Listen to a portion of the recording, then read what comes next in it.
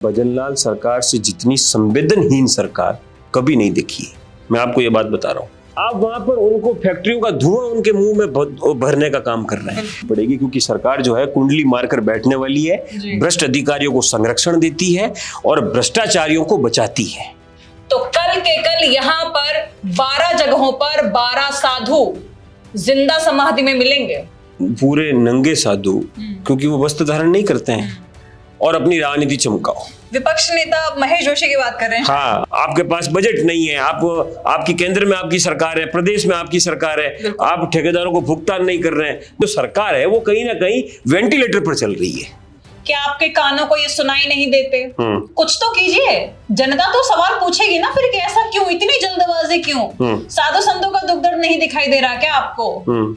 ये लोग हवाई बातें करते हैं। 12,000 करोड़ रुपए की इन्होंने बात करी कि 12,000 करोड़ का बजट इन्होंने दिया कि हम स्कूलों की दशा को सुधारेंगे। कौन सी दशा सुधार रहे हैं ये लोग? नमस्कार। पश्चिम बंगाल में इन दिनों बीजेपी की जीत का बहुत जश्न मनाया जा रहा है। आप देख रहे होंगे हिंदू संगठन, अपने आप को सनातनी कहने वाले साधु संत नाच रहे हैं, गा रहे हैं, खुशियां मना रहे हैं। लेकिन पश्चिम बंगाल से बिल्कुल इसकी दिशा के उलट पश्चिम भारत के राजस्थान के जयपुर में एक ऐसी जगह जहां पर साधु संत जिंदा समाधि लेने की बात कर रहे हैं। आप सोचिए, जिंदा समाधि, और वो भी कल 8 मई यानी कि शुक्रवार को। सवाल बड़ा है कि बीजेपी की सरकार में राजस्थान में ऐसा क्या हुआ कि साधु इतने नाराज हैं भजनलाल सरकार से कि वो अब अल्टीमेटम दे चुके हैं और 8 मई को जिंदा समाधि की बात कर रहे हैं। ये मुद्दा उठा है बीती रात से, जहां पर जयपुर के दूदू में एक गांव है, वहां पर डिप्टी सीएम प्रेमचंद्र बैरवा की एक रात्रि चौपाल हुई थी। वहां पर जन सुनवाई हो रही थी, बहुत सारे लोग आए थे अपनी अपनी समस्याओं को लेकर के। मामला तब गरमाया जब इनकी रात्रि चौपाल में साधु संतों ने हंगामा मचाना शुरू किया। बात बढ़ते बढ़ते इतनी बढ़ गई कि अधिकारियों के हाथ पांव फूल गए। खुद डिप्टी सीएम भी सोचने लगे कि अब इस मामले को आखिर कैसे हैंडल किया जाए। उसी जगह डिप्टी सीएम को साधुओं ने कह दिया कि अगर हमारी मांगे नहीं सुनी गई तो कल के कल यहां पर 12 जगहों पर 12 साधु जिंदा समाधि में मिलेंगे। अब आप देख लो आपको क्या करना है। तो ये मामला क्या है, क्या चीजें हैं इसके पीछे, आज चर्चा इसी पर होगी। और इस पर चर्चा करने के लिए, इसका विश्लेषण करने के लिए हमारे साथ मौजूद हैं राकेश चौधरी जी, जो बताएंगे कि आखिर बीजेपी की सरकार में साधु इतने परेशान क्यों हैं। राकेश जी, बहुत गहरा मामला है, बहुत ही गंभीर मुद्दा है, क्या कहना है आपका इस पर? देखिए, क्या है कि जयपुर में दूदू के पास एक बिचुन गांव है और यहाँ पर बहराणा नामक एक जगह है जी।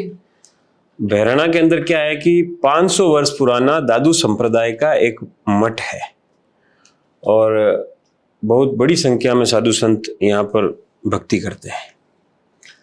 राजस्थान सरकार ने अभी रिको को विस्तारित योजना के तहत उस क्षेत्र के अंदर जो है औद्योगिक इकाइयां और सड़कों का विस्तार और तमाम जो चीजें हैं, करीब करीब 300 करोड़ का बजट सरकार ने दिया है उस जगह के लिए। बिल्कुल।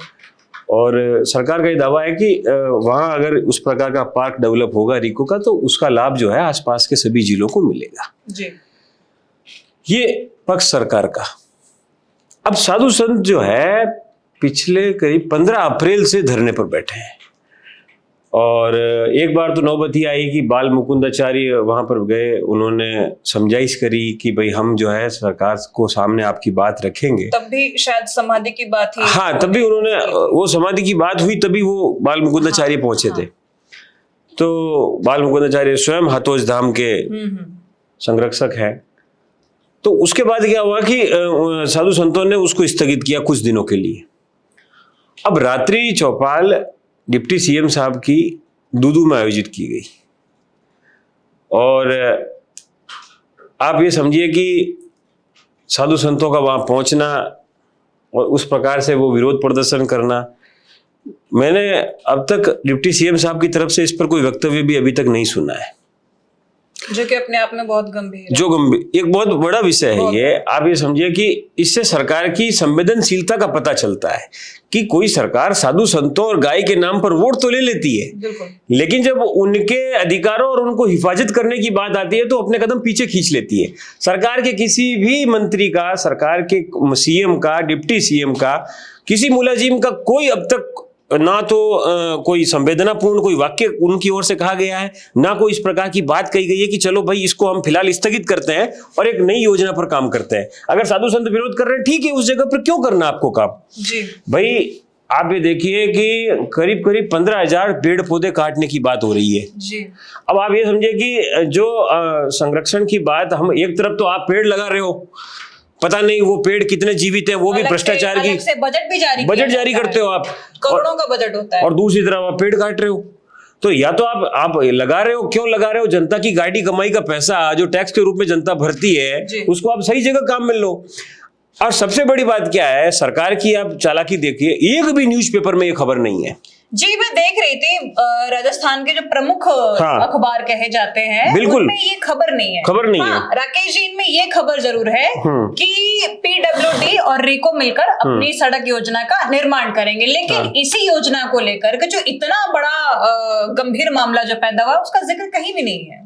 भाई मैं आपको ये बता रहा हूँ, आप मीडिया मैनेजमेंट देखिए सरकार का, कि पत्रिका भास्कर जो अग्रिम अखबार है, राष्ट्रदूत है, नवज्योति है, जितने भी तमाम अखबार हैं, तमाम चैनल हैं, किसी पर रात्रि चौपाल की कोई खबर नहीं। सरकार का महत्वपूर्ण कार्यक्रम है रात्रि चौपाल। सरकार इस योजना, इस कार्यक्रम के जरिए गांव गांव तक पहुंचना चाह रही है और लोगों को ये मैसेज देना चाह रही है कि भैया हम तुम्हारे साथ हैं, हम तुम्हारी समस्याओं को लेकर के बड़े गंभीर हैं। तभी 8 मई को समाधि होने वाली है, और आप ये देखिए समाधि की बात कह दी है, कल ही 8 मई है, लेकिन अभी तक कोई नहीं आया, कुछ भी नहीं हुआ, ना कोई स्टेटमेंट, ना ये तक पता चल रहा है कि हाँ चलो इनकी समाधि को रोकने के लिए या साधु संतों को प्रदर्शन रोकने के लिए कुछ किया जाएगा। बिल्कुल। अब सीएम साहब की ओर से भी इस प्रकार की कोई योजना अभी तक सामने नहीं आई है, ना डिप्टी सीएम साहब ने बयान दिया है, ना किसी और की वजह से कहा गया। अब मैंने इतनी इस प्रकार की हठ धर्मिता, अब आप ये समझिए कि 45 डिग्री की गर्मी में पूरे नंगे साधु, क्योंकि वो वस्त्र धारण नहीं करते हैं, अब आप ये समझिए कि आप केवल धोती के अंदर 45 डिग्री की गर्मी में अग्नि तप कर रहे हैं। 15 अप्रैल से अग्नि तप तो लगातार चल रहा है उनका, और उनका ये कहना है कि भैया 500 वर्षों से हम लोग प्रकृति के इतने करीब रहे हैं और हमारा काम केवल ईश्वर का जाप करना होता है, और हम इस स्थान को छोड़ करके कहाँ जाएं? क्या रिको की योजना जो है वो किसी अन्य स्थान पर स्थानांतरित नहीं हो सकती? क्या इस पर अधिकारियों का स्टैंड है? तहसीलदार, एसडीएम, न जाने ये सब लोग अधिकारी क्यों सोए रहते हैं, और अधिकारियों को छोड़ो, नेता भी संवेदनशील नहीं है। और जबकि सर साधुओं ने ये भी कहा है कि उन्होंने कई मंत्रियों को, एसडीएम और तहसीलदारों को ज्ञापन दिए, और आपने कहा 15 अप्रैल से वो बैठे हुए। बिल्कुल। तो 15 अप्रैल से लेकर के 8 मई कल होने वाली है, इतने लंबे अंतराल में क्या सरकार को या उनके किसी अधिकारिक नुमाइंदे को इतना टाइम नहीं मिला कि जाके साधुओं की बातें सुन लें, उनकी परेशानी? और सबसे बड़ी चीज, क्या इस खबर में कोई ग्लैमर नहीं दिखा? ना मीडिया प्लेटफॉर्म्स को, ना सरकार को, इसमें कोई सियासत नहीं दिखी उन्हें, इसलिए इस मुद्दे को इतना दबा के रखा गया, मतलब किसी को पता तक नहीं चला कि हो भाई ये इनका मीडिया मैनेजमेंट है। इन्होंने दबाव बनाया मीडिया समूहों पर और कहा कि भैया इस प्रकार से जो है खबर ये नहीं लगनी चाहिए, वरना रात्रि चौपाल की खबर तो टीना डाबी तक की लगी है, जो कि एक अधिकारी है, एक अधिकारी की है, लेकिन डिप्टी सीएम की रात्रि चौपाल की खबर ना लगना, और उसमें भी एक साधु का हंगामा मचाना, वो भी एक बेहद संवेदनशील मुद्दे पे, ये अपने आप में बहुत सोचनीय विषय है। भाई इनका काम यह है कि विपक्ष के नेताओं को उठाओ, परेशान करो, जेल में डालो, ठूसो और अपनी राजनीति चमकाओ। विपक्ष नेता महेश जोशी की बात कर रहे हैं। हाँ, आज उनकी सालगिरह थी शादी की, बताओ। शादी की सालगिरह? बिल्कुल, आज उनकी शादी की सालगिरह थी और सालगिरह पर ही उनको 4:30 बजे घर से उठा लिया। सामने वाले ने ये रिक्वेस्ट की कि भैया मेरी शादी की सालगिरह है, अभी उनकी पत्नी दिवंगत हो गई थी। आप ये समझिए कि कोई संवेदना मर गई है। मतलब आपको ऐसी कौन सी जांच करनी है जेजेएम घोटाले के अंदर? थे कि 4 बजे घर पे पहुंचे और 4:30 बजे आपने घर से उठा लिया। सामने वाले ने ये रिक्वेस्ट की कि मुझे नहाने दो, मैं 2-4 जो प्रमुख मंदिर है वहां जाकर के मैं दर्शन करना चाहता हूँ, ईश्वर का नाम लेना चाहता हूँ, आप मुझे गिरफ्तार करो, आप मेरे साथ चलो। उसके बाद एसीबी के अधिकारियों का दिल नहीं पिघला। आप ये समझो कि क्या ऐसी पूछताछ करनी है उन लोगों को, और तुम क्या कर रहे हो भाई? पूरे राजस्थान के अंदर जो पीएचडी के ठेकेदार विरोध प्रदर्शन कर रहे हैं, नर्सिंग कर्मी विरोध प्रदर्शन कर रहे हैं, आपके अलग अलग भर्ती परीक्षाओं के लोग विरोध प्रदर्शन कर रहे हैं, आपके पास बजट नहीं है, आपकी केंद्र में आपकी सरकार है, प्रदेश में आपकी सरकार है, आप ठेकेदारों को भुगतान नहीं कर रहे हैं। मतलब मैं ये समझ रहा हूं कि राजस्थाान की जो प्रशासनिक और जो राजनीतिक व्यवस्था है, जो सरकार है, वो कहीं ना कहीं वेंटिलेटर पर चल रही है। बिल्कुल, बात ये नहीं है कि उनकी गिरफ्तारी की हुई, कभी भी करिए आप गिरफ्तारी, हम उस पर सवाल ही नहीं उठा रहे। सवाल यहाँ पर यह है कि उस गिरफ्तारी से ज्यादा महत्वपूर्ण और भी कई मुद्दे जो कि उसी विभाग से जुड़े हुए हैं, जेजेएम पीएचडी विभाग से जुड़े हुए हैं, बिल्कुल, उन पर कार्रवाई कब होगी? सरकार, कब तक सोते रहेंगे आप? बिल्कुल, क्या ये मुद्दे आपकी आंखों में नहीं आते? क्या आपके कानों को ये सुनाई नहीं देते? कुछ तो कीजिए। जनता तो सवाल पूछेगी ना फिर कि ऐसा क्यों, इतनी जल्दबाजी क्यों? साधु संतों का दुख दर्द नहीं दिखाई दे रहा क्या आपको? राकेश जी, एक और अपडेट देता हूँ जी। अभी हमने बात करी है, शायद हो सकता है कि मीडिया समूह ने ये सुन लिया हो। दैनिक भास्कर ने अभी खबर लगाई है, जस्ट आधे घंटे पहले दैनिक भास्कर ने लिखा है कि डिप्टी सीएम की रात्रि चौपाल में संतों का विरोध, बहराणा धाम में रीको के विरोध में की नारेबाजी, आश्वासन मिला समाधान नहीं। तो और इस आश्वासन पे संत तो मानने वाले नहीं है। नहीं, आश्वासन तो बिल्कुल ही है कि कल वो तैयारी कर रहे हैं समाधि की, कल जीवित समाधि कर रहे हैं। तो देखना आप, कल फिर से कोई एक विधायक पहुंच जाएगा, बिल्कुल फिर से 5-7 दिन का समय ले लेगा और फिर ये राजनीति इनकी चलती रहेगी। भाई मैं ऐसा समझता हूं कि आप वोट अगर उन समुदाय का लेते हो तो उन समुदाय को प्रोटेक्ट करने का काम भी आपका है। आप उनके अधिकारों का कुठाराघात करोगे तो राजस्थान की जनता 5 साल बाद आपको हिसाब किताब दे देगी। और सबसे बड़ी चीज राकेश जी की, जैसे आपने कहा कि कल को कोई विधायक फिर से पहुंच जाएगा, कोई मंत्री पहुंच जाएगा, आश्वासन दे देगा 7-5 दिन का, फिर वही हालात होंगे। मैं वही कह रहा हूँ, बाद फिर से किसी रात्रि चौपाल में फिर से किसी मंत्री या डिप्टी सीएम के सामने वो साधु संत आएंगे, फिर से ये सारी चर्चा, यानी कि जो साइकिल है वो चलती जाएगी। इसका एंड पॉइंट कहीं नहीं दिखता। सरकार चाहती नहीं है, समस्या ये है, सरकार चाहती नहीं, सरकार नहीं चाहती है कि इस प्रकार की चीजों में आप जो है सक्रियता। आपको एक उदाहरण और दे रहा हूं, झालावाड़ वाला हादसा याद है जहां स्कूल गिर गई थी, 8 से 10 बच्चे मरे थे। बांसवाड़ा के अंदर परसों की घटना है। बांसवाड़ा के एक राजकीय बालिका उच्च माध्यमिक विद्यालय के अंदर 11वीं साइंस की कक्षा चल रही थी। सुबह 10:30 बजे प्लास्टर गिरा, 4 छात्राएं घायल हो गई। बिल्कुल ठीक। अब आप ये समझिए, ये लोग हवाई बातें करते हैं। 12,000 करोड़ रुपए की इन्होंने बात करी कि 12,000 करोड़ का बजट इन्होंने दिया कि हम स्कूलों की दशा को सुधारेंगे। कौन सी दशा सुधार रहे हैं ये लोग? भ्रष्टाचार। आपने एक सुना है मामला भारत स्काउट गाइड वाला? जी बिल्कुल बिल्कुल। किस प्रकार से भ्रष्टाचार है ये? भ्रष्टाचार में आखंड डूबे हुए लोग हैं। पक्ष में सवाल उठा रहा है। बिल्कुल है ये। मैं ये मानता हूं कि चलिए आप कोई भी संस्थान चलाइए, लेकिन अगर उससे जुड़े हैं तो आप, ये हितों का टकराव है जी। आप यहाँ पर ये देखिए, हितों के टकराव में जनता के मुद्दे पिस रहे हैं, जनता पिस रही है। बिल्कुल, लोग मर रहे हैं, इनको कोई फायदा ही नहीं, इनको कोई फर्क ही नहीं पड़ता है, इनको केवल अपने फायदे की बात दिखती है। जी, कोई मरेगा तो क्या हो जाएगा? बिल्कुल, मुआवजा देके छुट्टी पा जाएंगे, मुआवजा मिल जाएगा। बिल्कुल, एक पीड़ित परिवार के या मृतक परिवार के एक सदस्य को सरकारी नौकरी मिल जाएगी, बस खत्म। और यही होता आया है, यही होता आएगा। मैंने आज तक संवेदनशीलता मर चुकी है। मैंने आज तक राजस्थान में भजनलाल सरकार से जितनी संवेदनहीन सरकार कभी नहीं देखी। मैं आपको ये बात बता रहा हूं, अगर यहां पर अशोक गहलोत सरकार भी होती ना तो कम से कम उस योजना पर रोक लगाती। बहराणा धाम में जो रीको की प्रस्तावित योजना, उस पर रोक लगाती, कहती कि चलो भैया संत विरोध कर रहे हैं तो हम इसको कहीं और देखते हैं। क्या हो गया? राकेश जी, एक और बात, ये तो चलिए बहराणा धाम का कल जो वीडियो सामने है उससे ये चर्चा छिड़ी। आपको नहीं लगता ये 206 किलोमीटर की जो सड़क इस योजना के तहत बनाई जा रही है, हाँ। उसके अंतर्गत कई ऐसे जगह होंगी, कई ऐसी जगह जहाँ पे हजारों की तादाद में, लाखों की तादाद में पेड़ काटे जाएंगे, या कोई वो भूमि किसी आध्यात्मिक क्षेत्र के अंडर में भाई होगी। आप ये समझो 500 वर्ष पुरानी, 500 वर्ष पुराना आप समझ सकते हैं, 15वीं शताब्दी की बात हो रही है, और 15वीं शताब्दी में हमारे यहाँ मुगलों का प्रवेश हुआ था, आप ये समझिए।